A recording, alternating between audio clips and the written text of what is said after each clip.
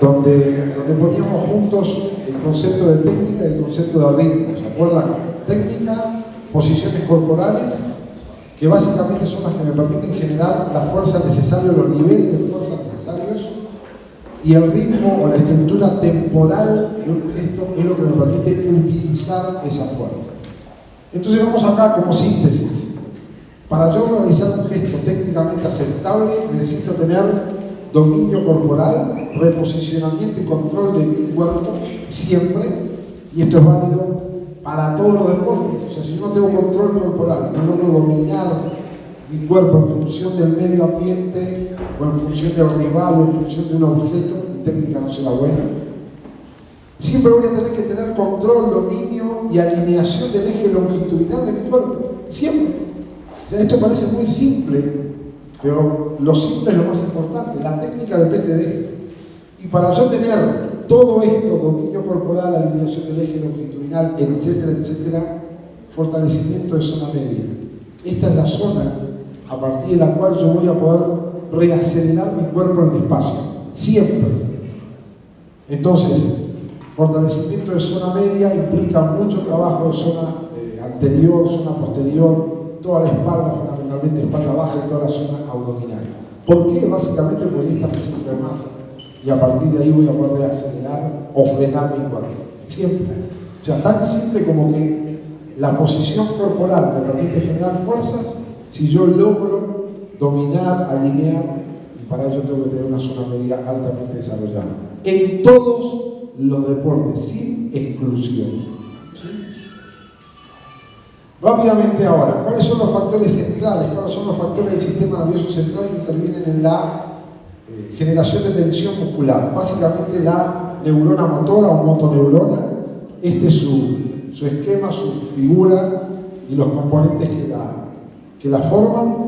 No vamos a hablar de esto, lo pueden leer ustedes en cualquier libro de fisiología o de anatomía o de neurofisiología, pero la idea es que la neurona motora es la que gobierna y es la que determina que una fibra se vaya a contraer o a generar tensión de determinada manera.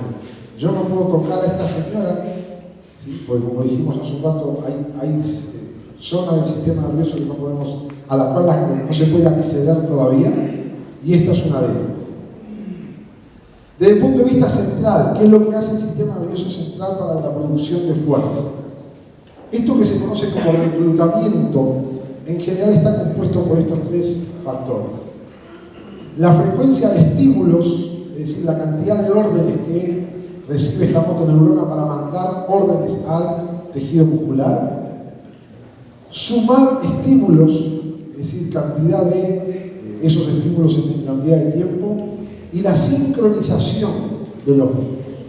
Estos son, digamos, los factores que componen el reclutamiento. Cuando hablamos de reclutar, bueno, el reclutamiento se va a producir con la expresión de estos tres factores que estamos viendo.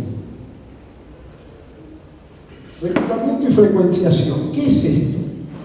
Sabemos que tenemos distintos tipos de fibras musculares dentro de un mismo grupo muscular.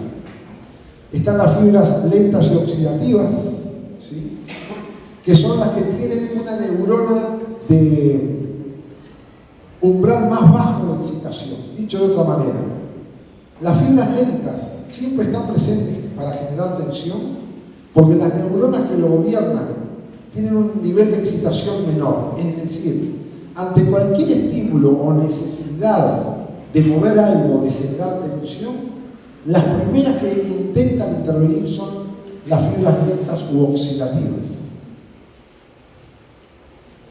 En segundo lugar, ante cargas un poquito mayores, de mayor magnitud, las otras fibras que comienzan a intervenir son las fibras lentas oxidativas glucolíticas.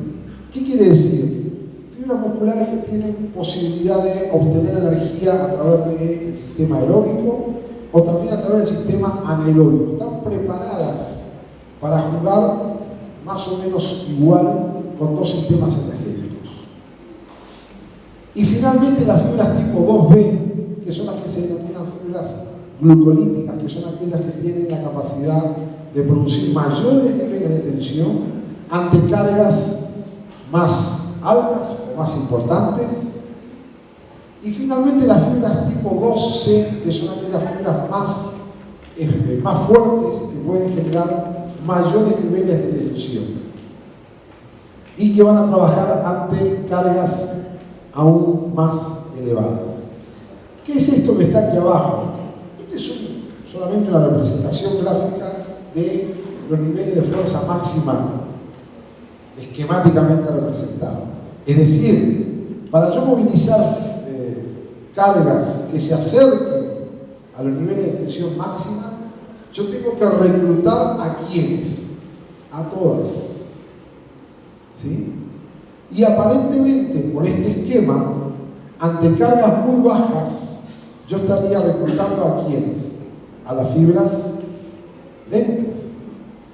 Pero si aceptamos esto, quiere decir que yo voy a hacer lanzamiento de bala, levantamiento de pesas, boxeo, esgrima, todo lo que sea rápido en base a fibras lentas, y sabemos que no es así. Aquí abajo dice ver descenso del umbral de excitación. ¿Qué quiere decir esto?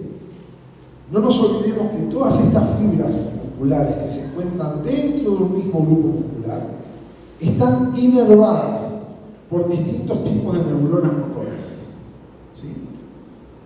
Entonces aquí la broma es hacer que ante cargas muy ligeras, muy livianas, yo pueda reclutar a quienes, a las fibras más rápidas o explosivas o que pueden generar mayores niveles de fuerza en la unidad de tiempo. ¿Sí? Entonces se produce un fenómeno por el cual ante cargas ligeras, livianas, que me permiten moverme muy rápido, yo voy a estar reclutando para realizar esa tarea a las fibras más rápidas, que a la vez generan mayores niveles de tensión en el mínimo tiempo posible. Más allá de todo esto, ¿qué quiere decir esto? Que cuando ustedes quieran estimular y trabajar fuerza explosiva, fuerza rápida, la potencia, ahí hay un tema que luego vamos a abordar para profundizar lo que estuvimos hablando ayer y hoy con Diego. El tema es que cuando ustedes quieran mover algo ligero o quieran estimular la fuerza rápida, explosiva, la potencia, como queramos llamarle, el atleta se tiene que mover rápido. Ese es el punto. Parece paradójico esto que estoy diciendo, pero como decía hoy Carlito, si el atleta no se mueve con el empeño que yo quiero, no estoy estimulando las fibras más rápidas y que generan mayores niveles de tensión en el mínimo tiempo. Entonces, ¿hace el trabajo? Sí, pero no recluté a las fibras que a mí me interesan. Y puedo realizar el mismo gesto en base a otro tipo de fibras. Y aquí de nuevo el ejemplo de la foto y de la filmación. Yo le saco una foto, está haciendo el arranque, o el lanzamiento de la medicine ball, o los saltos bien, pero si lo filmo, su ritmo no es el que me permite estimular a esas fibras musculares. ¿Sí? Y esto es válido para todo. En los deportes de equipo, si yo quiero entrenar la capacidad de salto, no es solamente hacer 20 saltos. No me sirve. Esos 20 saltos tienen que ser hechos con el máximo empeño para reclutar las fibras que a mí me interesan. Por eso cuando veamos dentro de un rato la capacidad de salto, vamos a ver que en el año voy a tener saltos extensivos, es decir, mucho número de repeticiones muy alto de una serie, saltos intensivos hasta llegar a la pliometría, que es lo más reflejo elástico explosivo que yo puedo realizar. Pero eso también tiene que estar ordenado en el año. Pero tenemos que saber que yo necesito ir directamente a reclutar las fibras más rápidas. Y esto ocurre porque hay reacciones internas donde el umbral de excitación de esas neuronas que originariamente tienen un umbral muy alto no se ponen a trabajar. Ante el empeño que yo quiero imprimir en los movimientos, van a ser reclutadas primero. Pregunta, señor. ¿Se puede aplicar la fórmula, no sé, de velocidad por velocidad igual velocidad? Digamos que sí. Es decir, lo que es veloz, tengo que entrenarlo o saber cómo llegar a moverme de manera veloz. No te olvides nunca que la técnica es posiciones y ritmo. Entonces yo no puedo estar 4 meses sin usar la velocidad que quiero usar para jugar un partido de tenis de mesa. O sea, que tengo que estar siempre ahí. ¿Cómo? ¿Cuánto? ¿Con qué frecuencia? Bueno, eso es otro tema. Eso es el plan que vimos ayer. Pero yo tengo que estar siempre estimulando lo que yo necesito. ¿Cuál es el riesgo?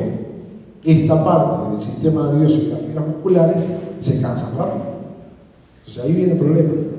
Lo que mencionamos ayer. No solo pensemos en cargar, vamos a pensar también en descargar. ¿Sí? Para todo es válido, para todos los deportes. Exacto, si no, no se produce. ¿Sí? Señor.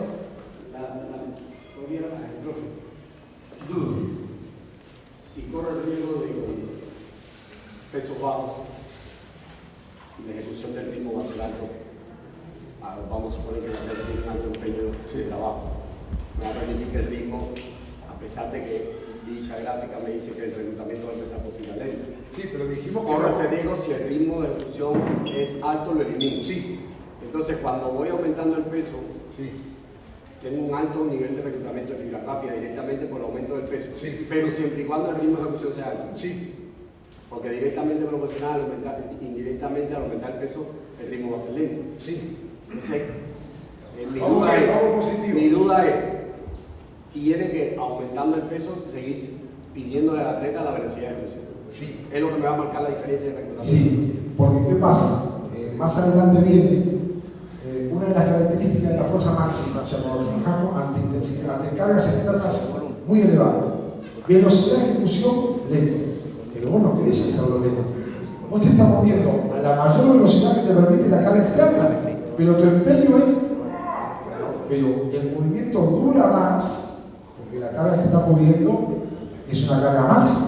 Pero básicamente tu objetivo sigue siendo el moverte rápido siempre, siempre, porque a ti te interesa educar a la fibra rápida, o sea, esa es nuestra ganancia.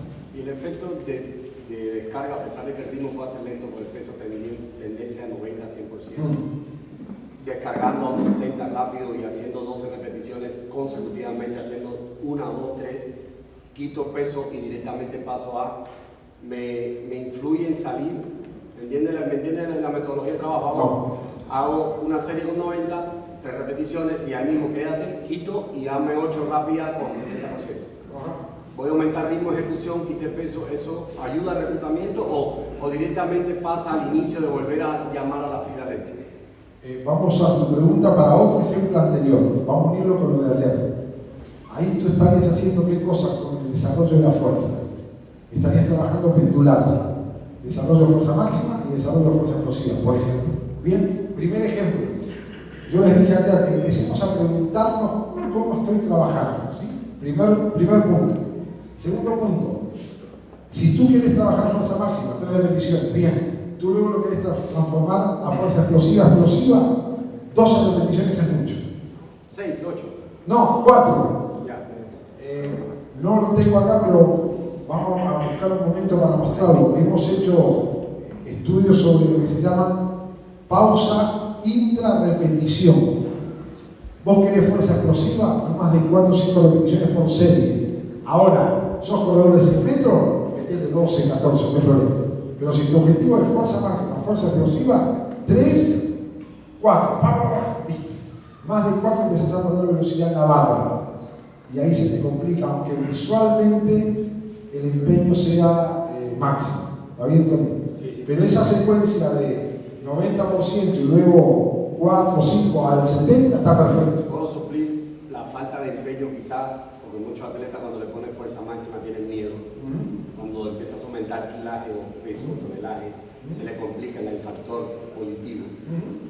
Puedo suplir esa falta de empeño en la ejecución de fuerza máxima con esta metodología, por eso a veces tratamos de quitarle para generar con el ritmo el mejor reclutamiento, porque no lo logro con el empeño en la fuerza máxima. Sí, lo puedes hacer, porque además en trabajar fuerza máxima es saludable trabajar al 90%, o sea que puedes hacer 2, 3, no una, donde ahí hay que tener mucho valor para ponerse abajo de esos 100% todos los días, pero sí lo puedes hacer, o sea, estás usando los mismos mecanismos en el rango que querés trabajar y transformándolo luego más abajo, sí, está bien, se hace. Hay muchas propuestas con relación del pasar de un ejercicio pesado ligero.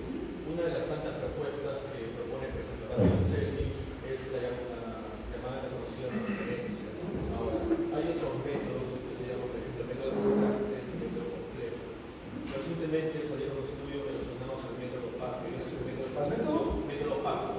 PAC. El método potenciación post-activación. Entonces, mi duda es, ¿cuál cree que sería lo más conveniente con relación de pasar de presión pesada a lo ligero? ¿Tú cuál usas? Yo particularmente suelo usar el método contraste complejo, dependiendo de lo que haya con su cuenta. Ahora, realmente, por ejemplo, en mi caso, el tipo realiza sentadilla frontal, luego te doy 2 minutos o 1 minuto de descanso para la recuperación de fosfocreatina, y recién realiza, por ejemplo, saltos seguidos con varias, de repente, de saltos 4 saltos. Y viene a hacer una recuperación de 1 minuto, 2 minutos para recién pasar a la segunda serie. ¿Con qué intensidad está trabajando la medida sentadilla, por ejemplo? ¿Con qué intensidad de carga está trabajando la medida Va a sentadilla? depender mucho del fallo que se encuentre. Sí, pero el problema ahí es este. Nosotros en Argentina utilizamos mucho distintas combinaciones. La transferencia no puede ser, como un ejemplo extremo, que tú estés haciendo sentadilla máxima y luego saltos sobre barras.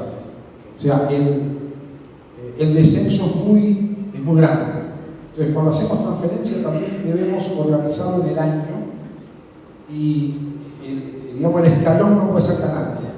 Si estás haciendo fuerza explosiva, sí saltamos sobre barras, o salto horizontal o hasta carrera de velocidad. Dependerá, por eso te pregunté, ¿con qué intensidad estás haciendo el ejercicio central y con qué lo transferís? Pero sí es válido transferir, sí es válido el contraste, lo que quieras. El problema es que todo sea lógico, que todo sea coherente. Entonces, nosotros usamos la transferencia hace muchos años y usamos una secuencia.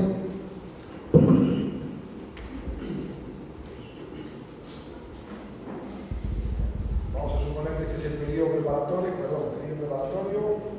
periodo competitivo y la transición. Y acá transferimos, por ejemplo, al final de la sesión, lo que sea. Acá transferimos al final del ejercicio, ¿sí? Y acá transferimos al final de cada serie, porque esto también importa. Yo no puedo transferir al final de cada ejercicio aquí al principio.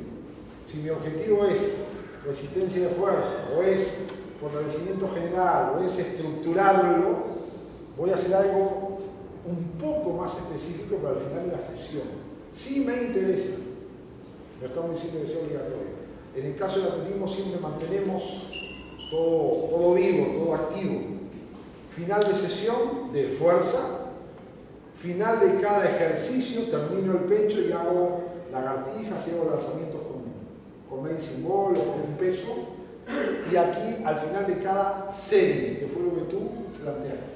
En lo personal, tenemos que organizar esto también en el año. No se puede transferir el final de cada serie acá. Es mi postura. Piénsenlo y ustedes utilicen lo que les parezca más adecuado. Pero sí hay que probarlo, hay que ir ahí. Y hay que hacer ejercicios que sean más específicos. Y de nuevo, ¿se siente bien sin esto? No. Ya vi que no. Entonces, la idea es explorar por ahí y ver cuál es la mejor combinación, ¿sí? Y hay momentos que no es necesario hacerlo, pero hay otros momentos que sí. Y lo específico, o lo más rápido, o la transferencia, también tiene que ver con lo que hablamos hoy. Ángulo articular, rango de movimiento, tipo de contracción. O sea, busquen una transferencia que se acerque al ritmo, o al ángulo, o al gesto que yo quiero hacer de manera más específica, ¿sí? Pero es bueno probar todo. Ese método PAP no lo conocía por ese nombre, pero es lo mismo, el tema es lo que hace. Y hay que buscar siempre la vuelta de transformar el efecto de una carga a algo más específico. Sí. Un poco más adelante de lo mismo que usted planteaba. Muchas veces nos enfocamos en lo más novedoso. Esto es lo que se está haciendo ahora, el trabajo funcional, trabajo de medicine ball, trabajo de pliometría. Entonces, pensamos que voy a dar pliometría y la pliometría me va a resolver todos mis problemas del entrenamiento. Que el trabajo funcional me va a resolver todos los problemas del entrenamiento. Y un poco que no es así, es ver cada tipo de trabajo, dónde lo ubico y en qué forma lo hago en mi plan. Porque trabajando solamente en pliometría no voy a resolver absolutamente nada. Voy a resolver una parte de mi entrenamiento. Entonces, ¿dónde lo ubico y cómo lo hago en mi plan? Eso es lo que me da el resultado.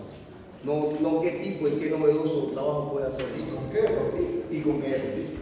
¿Está preparado para hacer algo de esto? Sí, si no, mucho cuidado, sí. Vale, todo lo tenemos que poner en la caja de herramientas y ver qué pasa.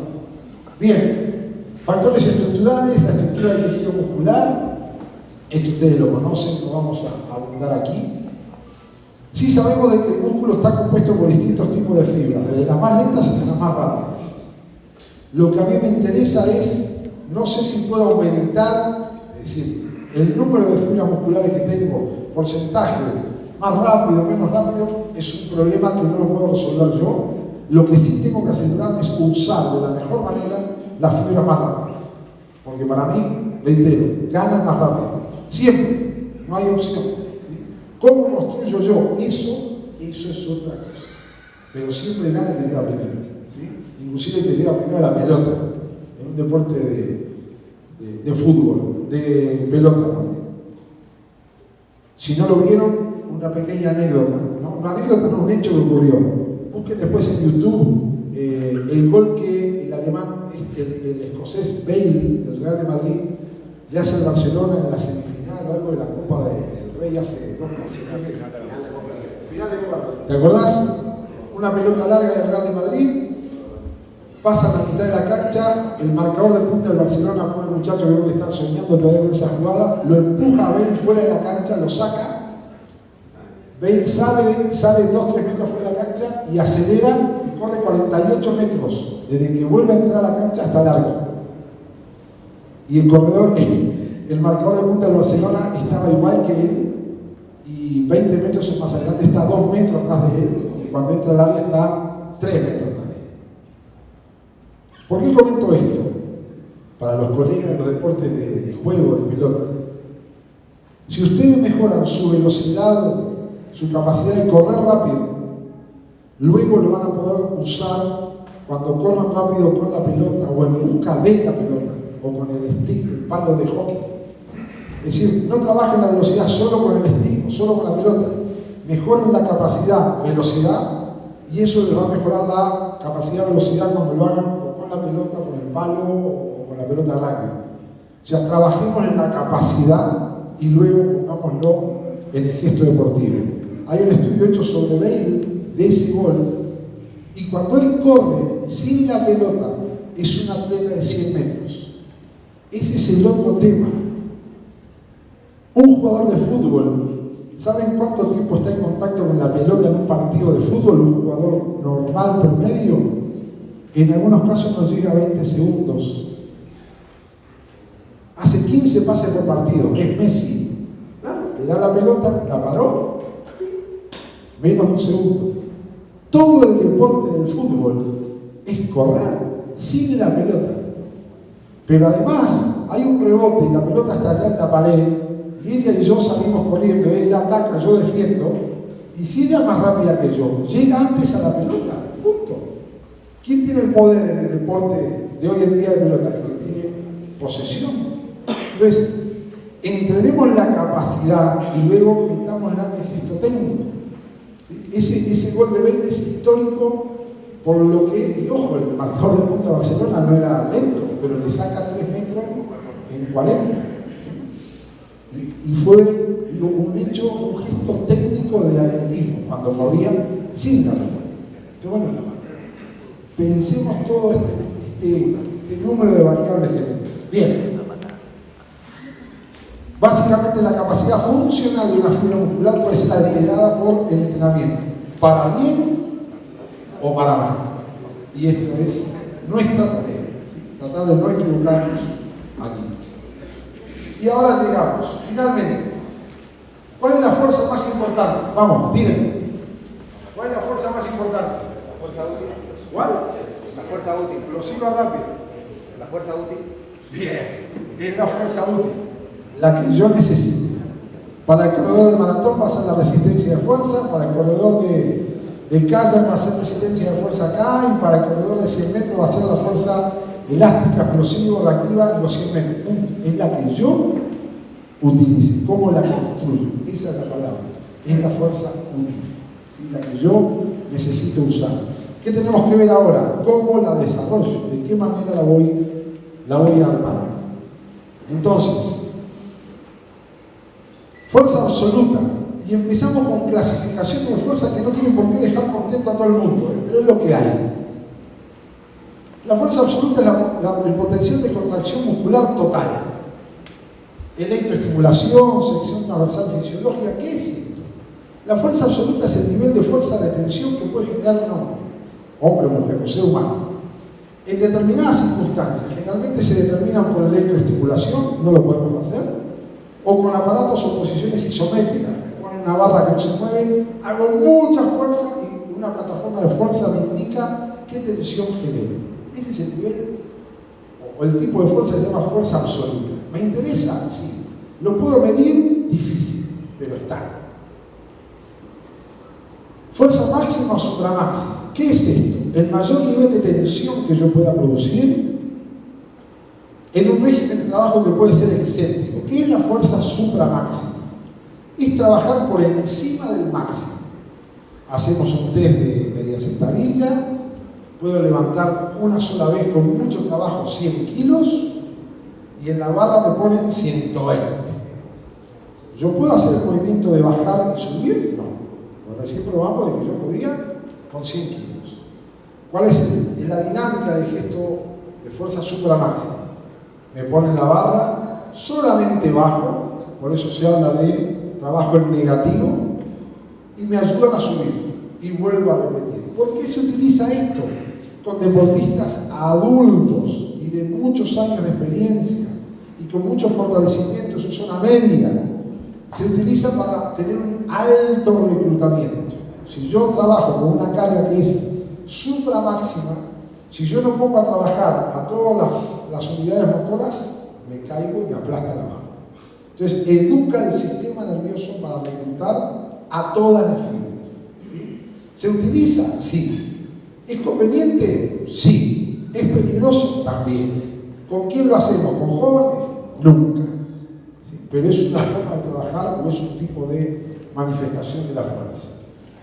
O también un trabajo negativo que es un 40 o 70% mayor que la fuerza isométrica máxima. ¿Qué es la fuerza isométrica? Trabajar o hacer tensión frente a un objeto que no se mueve, con distintos ángulos, como vemos acá, pero también es una forma de entrenar y también se desarrollan tensiones musculares máximas. La tensión isométrica no tiene límite de tiempo, es decir, hago la mayor tensión que pueda, si mantengo esa alta tensión, después vamos a ver cómo se llega a esa máxima tensión. Y esto es un 15 o 20% mayor que la mayor fuerza dinámica voluntaria que yo puedo hacer, y que es lo que vamos a ver ahora, que se conoce como fuerza máxima. ¿Qué compone la fuerza máxima en una persona? O dicho de otra manera, ¿qué me permite llegar a mis mayores niveles de fuerza máxima? Básicamente lo que se denomina coordinación intra e intermuscular y el fenómeno de la hipertrofia muscular. Dicho de otra manera, para yo lograr el máximo de fuerza máxima, tengo que tener una alta coordinación intra e intermuscular y o una gran hipertrofia muscular. ¿Esto le interesa a todo el mundo? En algunos casos sí, en otros casos no. Pero dependerá del deporte, ¿sí? Y dependerá de cómo ustedes manejen el proceso. Los deportes de lucha o de combate, que son por categoría de pesos, hay deportistas que eligen subir de categoría y no le va a servir ponerse 5 kilos más de grasa. ¿Le va a servir qué cosa? Ponerse 5 kilos más de masa muscular útil, ¿sí? Hay deportes como la vela, donde hay clases que yo tengo que estar mucho más pesado porque el barco lo exige. Hay jugadores de rugby que tienen que aumentar su peso corporal de una temporada a la otra. Depende de las necesidades. Los otros deportes, los que yo tengo que moverme muy rápido y me toman tiempo, en general no me interesa aumentar la masa muscular. Pero siempre va a ser importante este concepto de coordinación intra e intermuscular. ¿Qué es la coordinación intramuscular? Educar el reclutamiento de unidades motoras para lograr altos niveles de tensión muscular Y ese reclutamiento se logra en base a la frecuencia de estímulos, a la sumación, a la sincronización, a la reducción de mecanismos inhibitorios y a la actividad refleja. Un menú bastante grande. El tema es que ese fenómeno de la coordinación intramuscular depende básicamente del sistema nervioso. Y a él tenemos que apuntar, y a él tenemos que estimular. Acostumbrarlo a que mande órdenes muy rápido, acostumbrarnos a sumar esas órdenes y que se van a reproducir en mayor cantidad de unidades motoras, a sincronizar el aporte de esas unidades motoras, a reducir inhibiciones y a usar en algunos casos la actividad refleja. Cuando hablemos de biometría en media hora, esto tiene mucho que ver con el aprovechamiento de un reflejo de estiramiento-acortamiento. Ahora lo vamos a explicar. Cuando yo logro la mayor coordinación intramuscular, de dos maneras: cuando estoy trabajando ante altas cargas o cuando me muevo muy rápido. Es la forma de que esto se ponga a trabajarse, esté presente. Coordinación intermuscular, coordinación entre distintos grupos musculares. Lo anterior era dentro de un grupo muscular. ¿De qué depende? Del régimen de contracción, de ángulos articulares y posiciones, de la velocidad con la que yo hago la contracción, de la realización de ejercicios unilaterales o ejercicios bilaterales, de considerar el déficit bilateral, ahora vamos a explicar qué es, y alternancia entre condiciones facilitadas o resistidas. ¿Qué es todo esto? Esto tiene que ver con lo específico del movimiento. ¿Sí? Saltar con la otra pierna, lanzar con el brazo menos hábil, golpear la raqueta o con la raqueta o la paleta con el lado no hábil, ver si tengo la misma fuerza de un lado o de un lado que del otro. Es decir, todo eso ayuda a una mayor coordinación intermuscular, es decir, hacer que todo actúe de manera más coordinada. Es muy común hacer en atletismo los gestos con el lado menos hábil. Si tenemos que ser capaces de poner atención en un gesto técnico aún con el segmento no hábil o con la mitad menos utilizada. Hipertrofia. Vaya tema. Aumento de la sección transversal del músculo. Tenemos dos tipos de hipertrofia, la sarcoplasmática y la miofibrilar. Puede ser aguda o crónica, transversal o longitudinal, general o selectiva. ¿Qué es esto? Recordarán, vimos una foto hace un rato, cómo está compuesto la fibra muscular, el sarcómero, qué es lo que hay dentro. Lo que hay dentro del músculo es proteína contráctil, los filamentos de actina, miosina, y hay 16 más: actina, alfa, beta, troponina, tropomiosina, 1000. Esos filamentos están conformados por proteína contráctil. ¿Qué hago yo cuando trabajo intentando producir hipertrofia? Degrado esa proteína a partir de la carga o del estímulo. Cuando yo dejo de trabajar y me alimento, el organismo, si eso se aplica sistemáticamente, ¿qué hace? No solo va a rellenar esa proteína contráctil que ha sido gastada, sino que además lo va a supercompensar. Dicho de otra manera, esos filamentos de proteína no solo vuelven a tener la misma cantidad de sustancia proteínica, sino que además se van a engrosar por demás. Producto de eso, ¿qué puede ocurrir? Si yo tengo una cuerda que tiene este diámetro y a los 3 meses tengo una cuerda que tiene este diámetro, seguramente voy a poder tirar más duro con la cuerda más gruesa. Ese es el fenómeno de hipertrofia, en este caso hipertrofia miofibrilar. Pero ¿qué más tengo yo dentro de esa célula muscular? Porque además, para producir eso, vamos a ver cómo trabajamos, con qué intensidad de carga trabajamos. Pero yo dentro de la célula muscular no tengo solo filamentos contráctiles. ¿Qué más tengo? Tengo todo lo que tiene una célula: sustancia líquida, el sarcoplasma, y dentro de ella, ¿qué hay? Hay muchas cosas: agua, ATP, CP, moléculas de grasa, de glucógeno, mitocondrias. Es decir, hay muchas cosas. Los corredores de fondo de maratón van a tener hipertrofia dentro de sus fibras musculares, sobre todo de sus piernas, ¿sí? ¿Van a engrosar la fibra muscular? Sí. ¿Van a engrosarla para producir más fuerza? No. ¿Van a engrosarla en base a qué? A aumento de depósitos de ATP, SP, de grasa, de glucógeno, aumento de la mitocondria. El tamaño de la mitocondria aumenta para producir más energía por el sistema aeróbico. Y eso hace que también el grosor de la fibra muscular sea mayor. Pero no porque aumentó el filamento contráctil, aumentó ¿qué cosa? Todas esas estructuras que están dentro de la célula. ¿Le permiten generar más fuerza? No. Le permiten hacer más fuerza durante más tiempo. Esa es la hipertrofia que busca un corredor de maratón, de triatlón, un nadador de aguas abiertas. Es decir, tengo que aumentar lo que utilizo. Y eso es lo que se llama hipertrofia sarcoplasmática. Hipertrofia aguda o crónica se refiere al efecto. Hoy en tarde hacemos 20, ¿cómo le llaman? Planchas, lagartijas. Si hacemos 20 lagartijas, nos levantamos y nos sentimos más tono.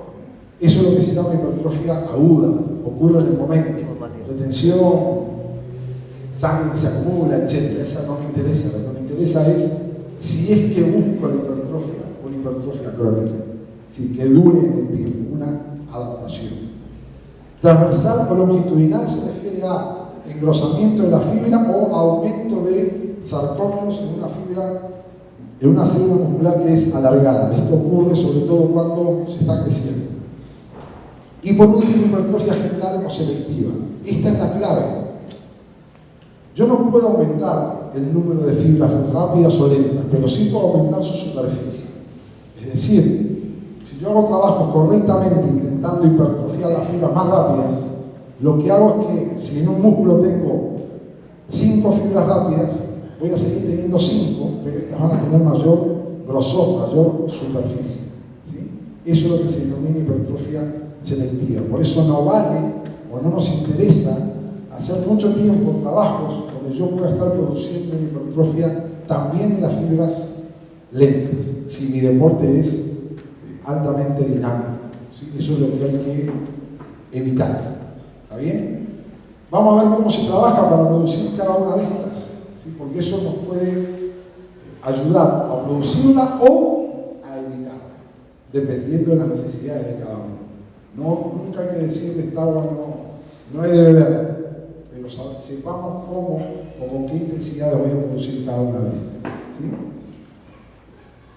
Bien, acá simplemente un esquema para ver cómo se produce la hipertrofia. Se refiere a, esta es la situación normal, hipertrofia sarcoplasmática, tengo el mismo número de fibras musculares, pero aumenta el tamaño porque aumentó todo lo otro y no el grosor de las fibras musculares. Y aquí tengo la misma cantidad, pero se engrosaron cada una de las fibras musculares que están dentro de un músculo. Simplemente como representación visual. Sí, señor. Si para todo este concepto, hace algunos años leí un artículo, creo que Alberto Sala, creo que lo leyó también, de Zimmerman. Y Zimmerman era ratificado, lo decía categóricamente cuando hablaba de hipertrofia. En el caso de los fisicoculturistas, decía que no solamente por la cantidad de horas que ellos trabajaban con altos pesos, etcétera, no solamente llegaban a la hipertrofia, sino a la hiperplasia. Sí. Es cierto eso, porque no lo encontramos nunca más, solo así. El fenómeno de la hiperplasia existe. El problema es si yo lo puedo producir voluntariamente o si tengo alguna ventaja en producirla. La hiperplasia es, para los que no estén muy familiarizados con el tema, es el aumento en la cantidad de fibras. Básicamente ese aumento se produce por un trabajo, al menos en el ámbito del atletismo, trabajos excéntricos, con cargas muy elevadas. Lo que producen es como una rotura de una fibra que es larga, y a partir de esa rotura se genera una nueva, que va a ser... Entonces la primera pregunta que surgió es, ¿y quién la inerva a esta nueva fibra? Esa nueva fibra, digamos, no es una nueva fibra per se, es una neofibra, o sea, está unida a la otra. Es un fenómeno eléctrico, están en contacto, una va a conducir a la otra. Pero ¿qué pasa? Para producir hiperplasia usando ese método, digamos, no lo podemos hacer de manera voluntaria o es un tipo de trabajo muy duro que además no entraría en ningún deporte rápido o explosivo. O sea, sí se puede producir, pero no es una herramienta en la caja como para usar. Pero sí existe la hiperplasia como multiplicación, aumento del número. Siempre me decía que era solamente en el caso del fisiculturista. Sí.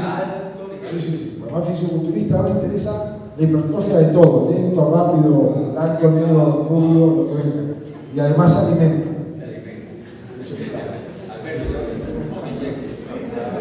Bien, no hay ningún fisiculturista acá. Cuidado. Bien. Entonces, ¿cuál es el criterio para producirlo? No hay hipertrofia, no estamos diciendo que se produzca, sepamos cómo se produce. El deportista en reposo tiene igual cantidad de energía para realizar trabajo mecánico que para el trabajo de síntesis proteica. No está haciendo nada, está tranquilo, homeostasis. Cuando le aplica una alta carga elevada, la energía se dirige ¿a quién? Básicamente se dirige a poder realizar trabajo mecánico. ¿Sí? Hay menos energía para la síntesis proteica. Recuerden que el efecto de entrenamiento no se da durante el entrenamiento, se da después, sea lo que sea. Hasta la fijación de gestos de engramas motores se da después. Alto trabajo mecánico, toda la energía del organismo dedicada a hacer el trabajo.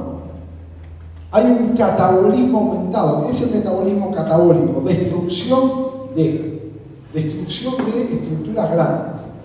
Cuando yo hago un trabajo muscular ante una carga elevada en este caso para producir hipertrofia es 75-80% de mi carga máxima, donde el objetivo es trabajar y hacer el mayor número de repeticiones posible. Y si han visto trabajar a algún fisicoculturista, trabajan hasta el fallo. Están haciendo press de banca o bíceps y trabajan lo más pesado que pueden, y cuando no pueden más viene un amigo y le ayuda a levantar la barra para hacer 1 o 2 repeticiones más. ¿Para qué? Para degradar la proteína contráctil. Recuerden que actina y miosina son sustancias proteínicas. Dejo de trabajar, estoy descansando y alimentándome, y la mayor cantidad de energía se va ¿a qué? A resintetizar lo que he degradado en el entrenamiento. ¿Sí? Entonces, hay un anabolismo aumentado. Además, sabemos que cuando trabajamos fuerza de manera muy dura, hay una mayor secreción de testosterona, y esa es la hormona anabolizante esencial. Entonces, bueno, trabajo muy duro, descanso, me alimento, mayor cantidad de testosterona circulante, va a haber un anabolismo aumentado, es decir, el mecanismo catabólico destruye estructuras, el metabolismo anabólico construye estructuras. Entonces, esto hecho sistemáticamente me va a dar como resultado que el aumento en la sección transversal del músculo producto de un trabajo prolongado y sistemático en el tiempo. Esta es la base de la producción. ¿Qué intensidades? 80% de mi carga máxima. ¿Vale el 70? ¿Vale el 80, 85? Sí. Requisito, hacer el mayor número de repeticiones posible. Muchas series, muchas repeticiones, ritmo uniforme, y eso es lo que va a degradar primero y luego me va a permitir aumentar. ¿Estamos diciendo que se haga? No. Estamos diciendo cómo se produce. ¿Sí? Ustedes eligen.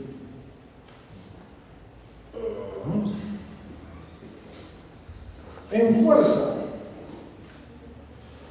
todo es posible.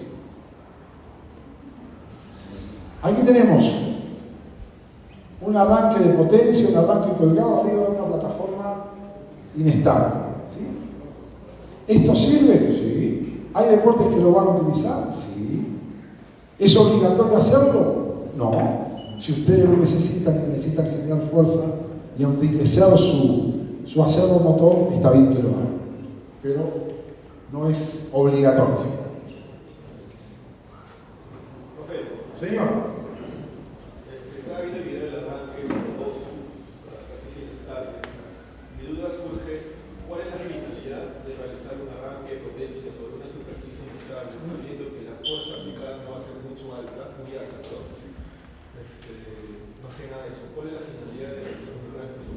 la parte de generar fuerza en situaciones estables. No todos los deportes son estables. Un jugador de handball, ¿salta siempre alineado y vertical? No. Lo toca en el momento de saltar. Acá el tema es, está bueno encontrar siempre la finalidad. No estamos diciendo que hay que usarlo siempre, es una posibilidad, es una variante. O sea, hacer fuerza, arranque colgado, movimiento rápido, en superficie inestable. Fuerza de piernas, equilibrio, toda la parte condicional y aparte hacer fuerza. Es una forma. Bien, fuerza explosiva, capacidad de generar alto nivel de fuerza en relación al izquierdo.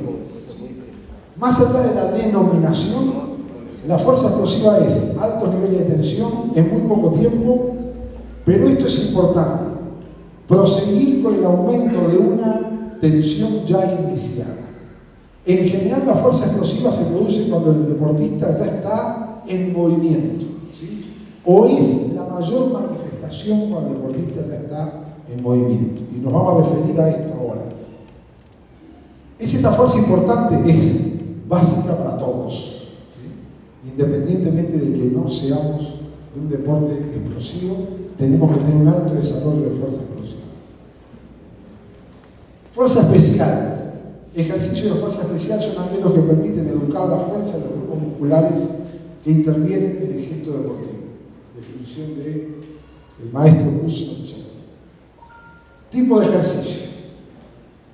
La fuerza especial depende esencialmente del tipo de ejercicio competitivo, de ejercicios especiales un poco más alejados o de ejercicios especiales auxiliares un poquito más alejados.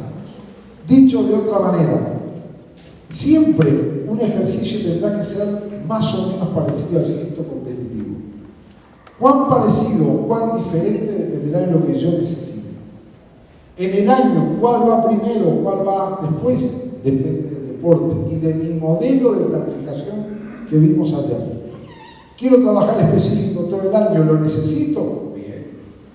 ¿Puedo hacer una secuencia acercándome? Sabemos cómo ordenar los contenidos. ¿Sí? Acá no hay nada absoluto, son herramientas. Y también tenemos que considerar la fuerza especial en función del modelo de movimiento que voy a realizar, del tipo de contracción muscular nuevamente, de la velocidad de contracción de mi gesto competitivo y la longitud o ángulo articular. Y volvemos de nuevo a esto. En el año, el ángulo de la media sentadilla no tiene nada que ver con ningún deporte. Entonces yo empiezo en media sentadilla y tengo que irme a un tercio de sentadilla y tengo que irme a un cuarto de sentadilla. ¿Por qué? Porque este es el ángulo en el cual yo corro, en el cual salto para bloquear. Es decir, yo no bajo aquí para saltar, o para lanzar, o para golpear. Entonces, el ángulo articular es también más o menos específico, de acuerdo al deporte. A lo largo del año, y siguiendo con ¿se escucha el fondo? No. ¿Sí? Bueno, nos liberamos. Hoy me mintieron, ¿eh?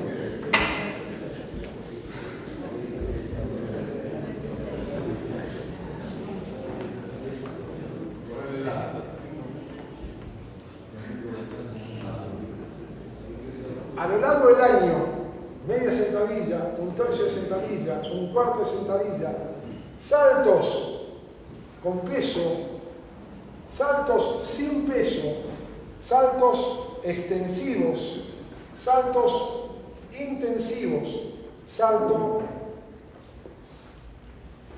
en profundidad.